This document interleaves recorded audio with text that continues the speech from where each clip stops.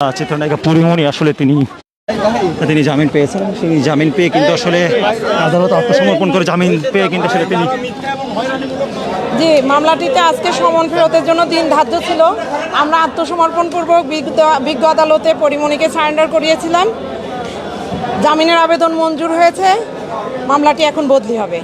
জামিন শুনানিতে আমাদের গ্রাউন্ড ছিল যে যেহেতু এটা একটা বেইলেবল সেকশনের মামলা, একই সাথে পূর্বে ঘটে যাওয়া বোট ক্লাবের যে ঘটনাটি, সেই ঘটনাটি নিয়ে বিজ্ঞ নারী শিশু নির্যাতন দমন আদালত ৯-এ একটি মামলা অলরেডি চলছে।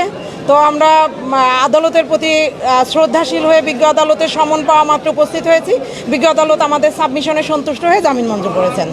মামলাটি অলরেডি তদন্ত হয়ে পিবিআই কর্তৃক এখানে প্রতিবেদন দাখিল করেছে। আমরা প্রতিবেদন দাখিল করেছে, তো প্রতিবেদনে যা আসছে আমরা মনে করি যে এই মামলাটি একটি কাউন্টার মামলা। এই মামলায় পরিমণি নির্দোষ প্রমাণিত হবে শেষ পর্যন্ত এবং খালাস পাবেন।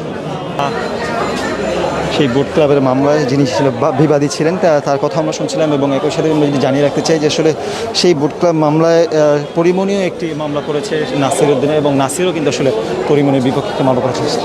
ঠিক তারা দুজনই কিন্তু আসলে এখানে এসেছিলেন, এবং আইনজীবী আসলে যেটা বলছিলেন তারা আসলে জামিন নিয়েছেন, তবে দুই পক্ষ থেকেই কিন্তু আসলে কেউ সেই জামিনের বিরুদ্ধে আবেদন করেননি।